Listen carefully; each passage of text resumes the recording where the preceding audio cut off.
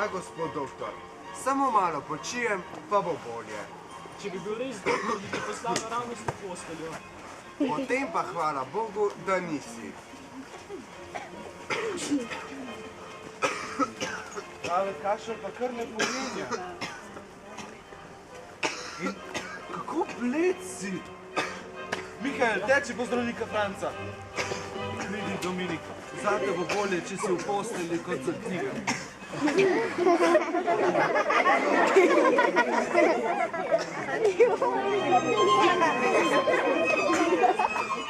Bobosko! Za Dominika me skrbi, vsak dan je bolj slaboten. Kašelj pa kar ne pojenja. Da gledam, kako je z njim.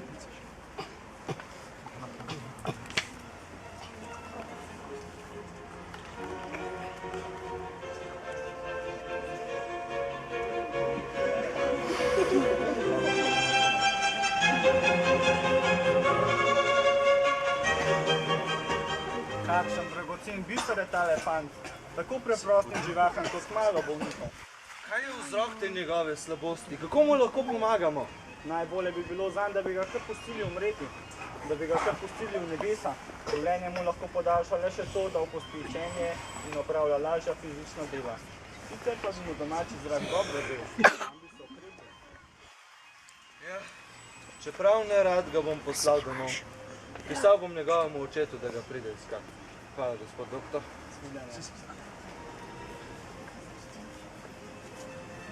O, Don Bosko, vam je zdravnik rekel kaj lepega o meni. Rekel je, da si najbolj vesel bolnik, kar jih ima. Ampak rekel je tudi, da boš moral opustiti študij. In lahko boš opravljal le nekatera lažja fizična dela. Stregel bom bolnikom, vendar ne vem, če mi bo to kaj v zasluženje. To z veseljem počnem, zato. Prav, to boš počel. Ampak le dokler ne pride oče pope. Oče, Don Bosko, me hočete poslati domov? Zdravnik je tako svetoval. Čeprav ne rad, te bom poslal domov. Vendar, Don Bosko, tu hočem ostati, tu hočem skleniti svoje življenje. Kar ne govori tako, saj se vrneš, ko se ukrepiš. Ne bom se vrnil. Vendar, če je volja Boga takšna, da moram oditi domov, bom to storil.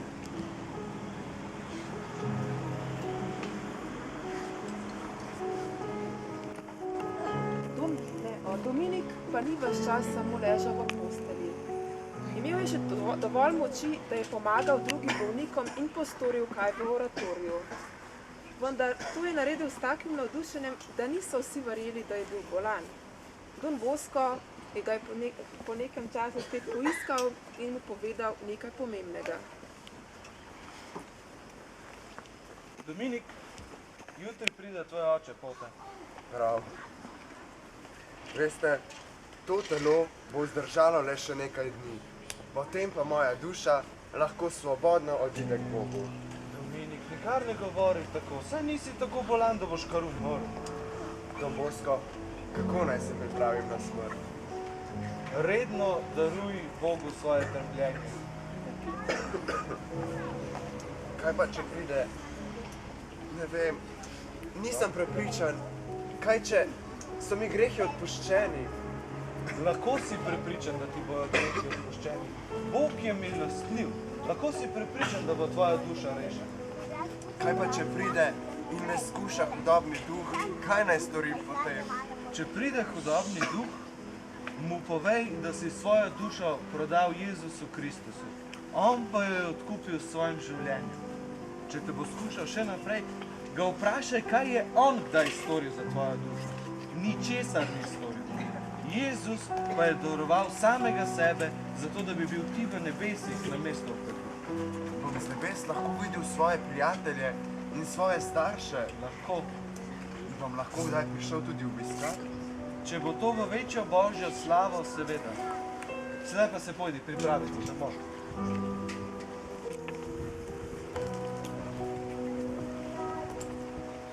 Dominik je naslednjega dne odšel domov.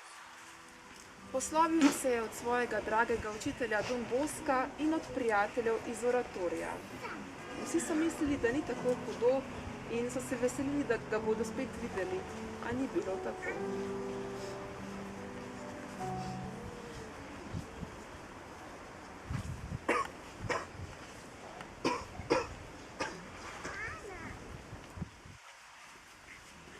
Doma so ga bili vsi veseli, vendar že po 4 dneh je Dominik začel hudo kašljati in vse manj je videl. Zdravnik je ugotovil, da je stanje hujše, kot je mislil. Da bi ga pozdravil, mu je večkrat puščal kri, ampak Dominik se ni pozdravil. Prosil je za spoved in za sveto obhajilo, potem je bil pomirjen. Oče, bliža se. Prosim, molite hvalnice za srečnost.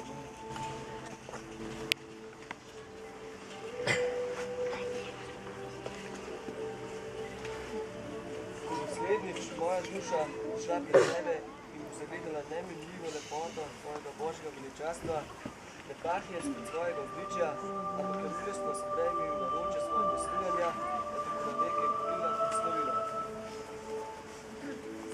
To si želim početi. Večno peti hvalnice. Dragi oče in mama, odhajam, vidim nekaj lepega.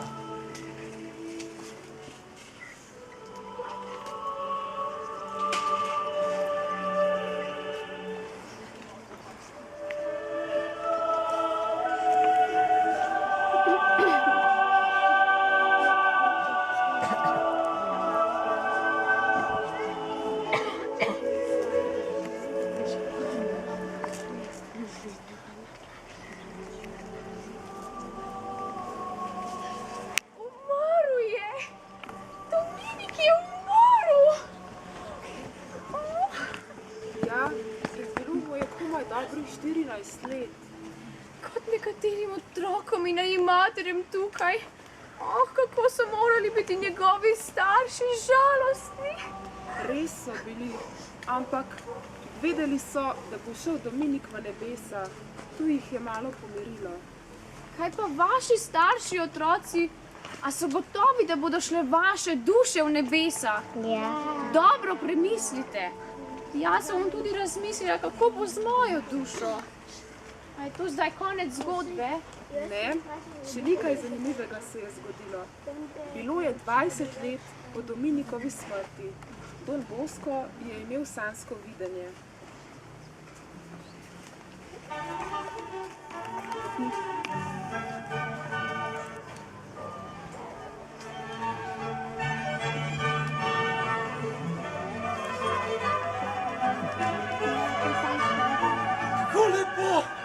Sem v nebesih, kako lepa svetlava.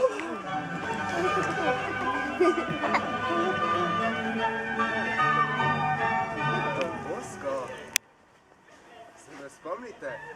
Prišel sem, da govorim z vami. No, vprašajte kaj. Kaj mi lahko poveš o moji preteklosti? V svoji preteklosti si storil marsikaj dobrega.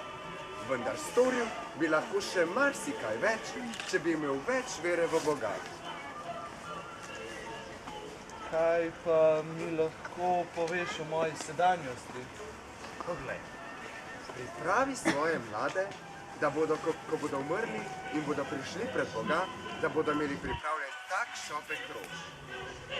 Ne razumem. Kaj pomeni to cvetje? Vsaka od cvetlic ima posebno znamenje.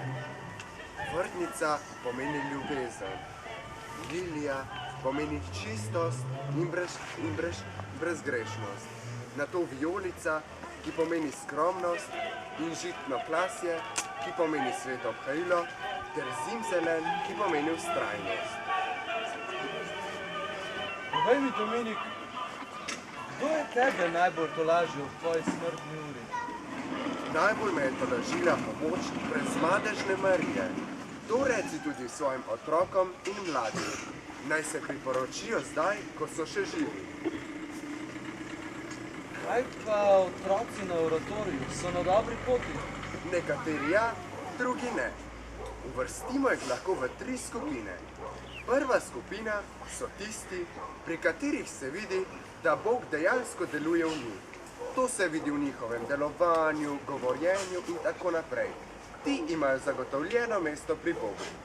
Potem so drugi, ki se prav tako trudijo, da bi bili Bogu pokorni.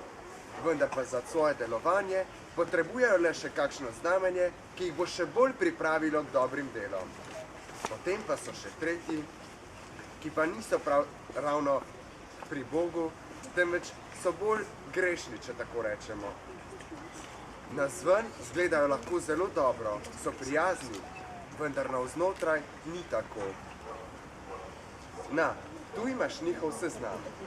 Ampak pazi, ko ga boš odprl, bomo vsi, jaz in moji angeli, izginili.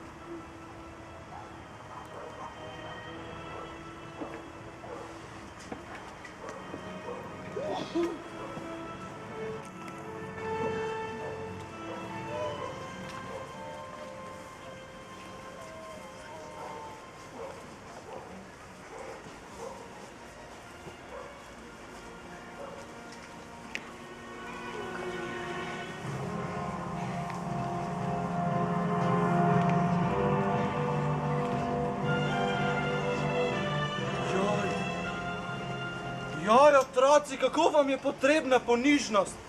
Te se hudi duh najbolj boji. Grem povedat mojim mladim.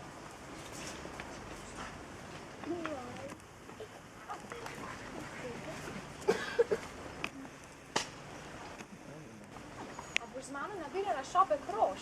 Seveda, tudi jaz hočem biti sveta kot Dominik. In jaz tudi. Hočem biti sveta.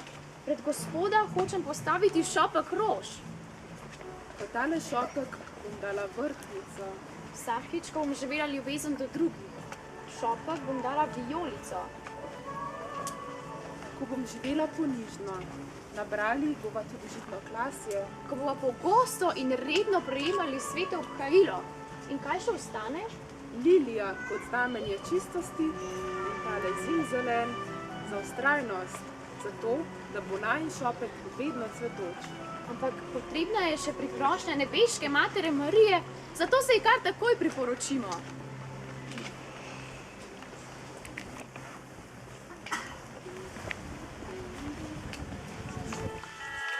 Marija, pomoč kristjanom, prosi nas.